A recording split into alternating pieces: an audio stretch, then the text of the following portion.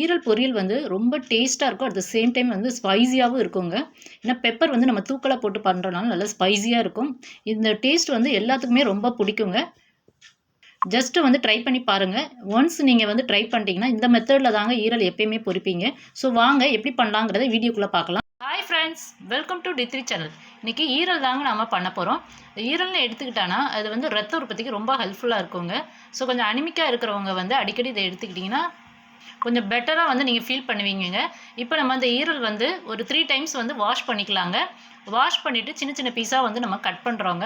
Cut பண்ணிவிட்டு again 1 time வந்து wash பண்ணிடலாம். இப்போ இதை நான் வந்து சிசர் யூஸ் பண்ணி கட் பண்ணுறேங்க. சிசர் யூஸ் பண்ணி கட் பண்ணும்போது நமக்கு ஈஸியாகவும் இருக்குங்க. சப்போஸ் உங்களுக்கு வந்து கத்தியில் கட் பண்ணுறதுக்கு ஈஸியாக இருந்தால் கத்தியில் கட் பண்ணிக்கோங்க. அருவாள்மனையில் கட் பண்ணுறது ஈஸியாக இருந்தால் அதில் கட் பண்ண உங்களுக்கு எதில் ஈஸியாக கட் பண்ண முடியுங்கிறத கமெண்ட்ஸில் வந்து ஷேர் பண்ணிக்கோங்க எங்களோட. இப்போ வந்து நம்ம ஈரல் வந்து கட் பண்ணியாச்சுங்க. எவ்வளோ சின்ன சின்ன பீஸாக வந்து கட் பண்ணி வச்சுருக்கேன்னு பாருங்கள். சின்னதாக கட் பண்ணிக்கோங்க.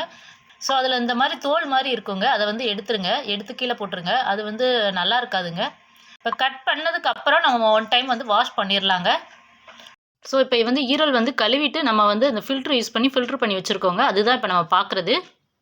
நெக்ஸ்ட்டு வந்து ஈரல்னு எடுத்துக்கிட்டாலே அதில் சின்ன வெங்காயம் போடும்போது நமக்கு வந்து டேஸ்ட் வந்து நல்லா கிடைக்குங்க. ஸோ சின்ன வெங்காயம் வந்து நான் ஒரு 1/4 கிலோ அளவுக்கு எடுத்திருக்கேங்க. அதை வந்து தோல் உரித்து சின்ன சின்ன பீஸாக வந்து கட் பண்ணி வச்சுருக்கேன். அதுதான் இப்போ நம்ம பார்க்குறது. நெக்ஸ்ட்டு வந்து தக்காளி வந்து ஒரு தக்காளி வந்துட்டு நல்லா பழுத்த தக்காளியை எடுத்து ஸ்லைஸ் பண்ணி வச்சுருக்கேங்க. தக்காளி ரொம்ப அதிகமாக எடுத்துக்க வேண்டாம். நெக்ஸ்ட்டு வந்து இஞ்சி பூண்டு பேஸ்ட்டுங்க. இஞ்சி வந்து ஒரு பெரிய பீஸ் எடுத்துகிட்டு பூண்டு வந்து ஒரு பெரிய பூண்டு எடுத்து அது ரெண்டையும் அரைச்சி எடுத்துகிட்டு வந்திருக்கேங்க. அதுதான் நம்ம பார்க்குறது. இஞ்சி பூண்டோட ஃப்ளேவர் வந்து நல்லா இருக்குங்க. ஸோ அதனால் கொஞ்சம் இது அதிகமாகவே போட்டுக்கலாம். ஸோ ஒரு கடாயில் வந்து எண்ணெய் ஊற்றிருக்கேங்க. எண்ணெய் காஞ்சோனையும் சோம்பு போட்டுடலாம். நெக்ஸ்ட்டு கருவேப்பிலை போட்டுடலாம். நெக்ஸ்ட்டு வந்து நம்ம கட் பண்ணி வச்சுருக்க வெங்காயம் வந்து போட்டுடலாங்க. வெங்காயம் நல்லா வதங்கட்டும். மோஸ்ட்லி வந்து சின்ன வெங்காயம் யூஸ் பண்ணிக்கோங்க. அதுதான் டேஸ்ட் வந்து நமக்கு நல்லாயிருக்கும். நெக்ஸ்ட்டு வந்து இஞ்சி பூண்டு பேஸ்ட்டு வந்து போட்டுடலாம். நம்ம ஆல்ரெடி வந்து ஒரு பூண்டோ ஒரு சின்ன பீஸ் வந்து இஞ்சியும் வந்து வச்சுருக்கோங்க. அதை வந்து நான் அரைச்சி வச்சுருக்கேன். அதை தான் இப்போ நம்ம போடுறோம்.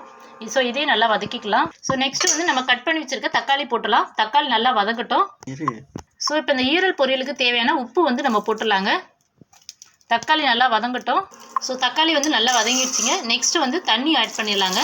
தண்ணி வந்து ஒரு 2 கிளாஸ் அளவுக்கு தண்ணி ஊற்றிக்கோங்க. ஸோ தண்ணி நல்லா ஒரு கொதி வரட்டும். ஸோ தண்ணி வந்து ஒரு கொதி வந்ததுக்கப்புறம் வீட்டில் அரைச்ச குழம்பு மிளகாத்தூள் வந்து ஒரு 1.5 ஸ்பூன் வந்து நான் போடுறேங்க. காரம் எப்படியோ அதுக்கு தகுந்த மாதிரி போட்டுக்கோங்க. நம்ம ஆல்ரெடி வந்து மிளகாத்தூள் வந்து எப்படி அரைக்கிறதுங்கிறத வீடியோ வந்து அப்லோட் பண்ணியிருக்கோம். அதோட லிங்க் வந்து நான் டிஸ்கிரிப்ஷனில் கொடுக்குறேன். வேணுங்கிறவங்க பார்த்துக்கோங்க. ஸோ மிளகாத்தூள் போட்டோன்னே ஒரு கொதி வந்துருச்சுங்க. வந்தோடனே நமக்கு வந்து இந்த மாதிரி கலர் சேஞ்ச் ஆகிடும். அதுக்கப்புறம் நம்ம வந்து ஈரல் போட்டுடலாங்க. ஸோ தண்ணியில் இந்த மாதிரி ஈரல் போடும்போது ஈரல் வந்து சீக்கிரம் நமக்கு வெந்துருங்க. இன்னொன்று வந்து நல்லா சாஃப்டாகவும் இருக்குங்க இந்த மாதிரி செய்யும் போது. இதுக்கு வந்து மிளகு வந்து 1 ஸ்பூனும் ஜீரகம் வந்து 1 ஸ்பூன் எடுத்துருக்கேங்க. எடுத்து நல்லா வந்து இதை வந்து பவுடர் பண்ணி எடுத்துகிட்டு வந்துடலாம். நல்லா ட்ரையாக உள்ள மிக்ஸி ஜாரில் எடுத்து நல்லா பவுடர் பண்ணி எடுத்துகிட்டு வந்துடலாம். ஸோ நம்ம ஊற்றின தண்ணியெல்லாம் வற்றிடுச்சு. பாதி வேக்காடுக்கு மேலே வந்து ஈரல் வெந்துடுச்சிங்க. இப்போ வந்து நம்ம பவுடர் பண்ணி வச்சுருக்க மிளகு ஜீரக பொடியை வந்து போட்டுடலாங்க. காரம் எப்படியோ பார்த்து போட்டுக்கோங்க. நான் ஆல்ரெடி வந்து மிளகாத்தூளும் போட்டிருக்கேன், மிளகு ஜீரகம் போட்டிருக்கேன். இந்த மாதிரி மிளகு ஜீரகம் பவுடர் பண்ணி போடும்போது டேஸ்ட் வந்து நமக்கு சூப்பராக இருக்குங்க. ஸோ ஒரு 10 மினிட்ஸ் அப்படியே வந்து ஸ்டவ்வில் இருக்கட்டுங்க. அந்த தண்ணியெல்லாம் நல்லா வற்றட்டும். இப்போ இந்த ஸ்டேஜில் வந்து 1 ஸ்பூன் வந்து ஆயில் விட்டுலாங்க. எப்பயுமே இந்த மாதிரி செமி சாலிடாக இருக்கும் போது வந்து நம்ம எண்ணெய் ஊற்றினோம்னா நல்லா அந்த கிரேவி டெக்ஸ்சர் வந்து நமக்கு நல்லா கிடைக்குங்க. இப்போ நமக்கு வந்து தண்ணியெல்லாம் நல்லா வற்றிடுச்சிங்க. வற்றி எவ்வளோ சூப்பராக வந்து வந்திருக்குன்னு பாருங்கள். நமக்கு சூப்பராக ஈரல் பொரியல் வந்து ரெடி ஆயிடுச்சுங்க. நீங்களும் வந்து உங்கள் வீட்டில் வந்து ட்ரை பண்ணி பாருங்கள். நாங்கள் போடுற வீடியோலாம் உங்களுக்கு பிடிச்சிருந்தா லைக் பண்ணுங்கள். உங்கள் ஃப்ரெண்ட்ஸ் அண்ட் ரிலேட்டிவ்க்கு ஷேர் பண்ணுங்கள்.